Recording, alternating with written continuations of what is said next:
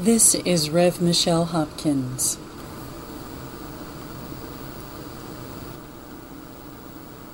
I mentioned a process called molecular deconstruction in my last video regarding earthquakes and our technical capabilities.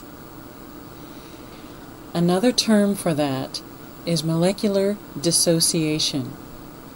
When you take molecular dissociation to its ultimate end, we are capable of continually, infinitely dissociating part of a molecule with the other parts of the molecule until they are rendered an aerosol lighter than air. They're even smaller than dust, which would fall to the ground.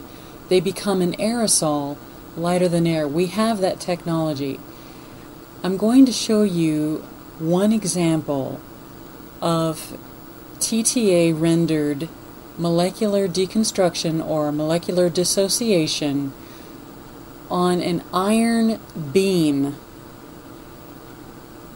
As you'll notice here in this example, these iron beams are strong, straight up in the air, standing firm. They're metal. They're iron. They're standing straight up in the air.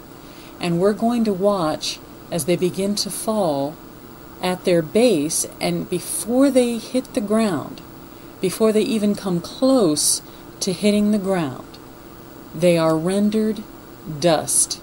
This is a perfect example of molecular dissociation.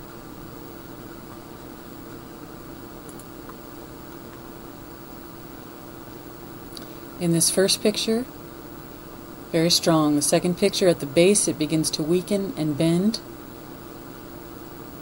The third picture, it's beginning to turn to dust. And you can see part is still metal, part is now dust. Some are so small they actually become aerosols and float away into the air. But this is becoming dust. It hasn't even hit the ground, and it has become dust. Now let me show you the fuller picture of this video and where it was taken.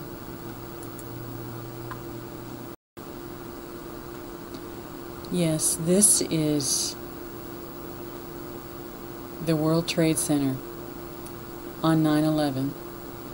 Over and over again we see this beam was rendered to dust, and I'm here to tell you that was done by a TTA. That was directed energy causing molecular dissociation,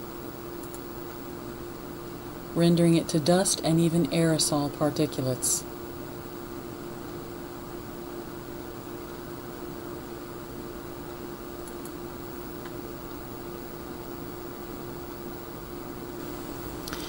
Now, if the powers that be can do that, what stops them from totally destroying believers? I'm here to tell you, if you don't believe God stands in the gap, you have to be blind. God Himself said, "They have begun to do this, then nothing they plan will be impossible for them." Jesus said, regarding the last days, if those days had not been cut short, no one would survive. But for the sake of the elect, those days will be shortened. We're going to be here through to the end, my friends. God, for our sakes, is going to shorten these terrible days ahead. God Himself stands in the gap. This is Rev Michelle Hopkins. Thank you for watching, and God bless you.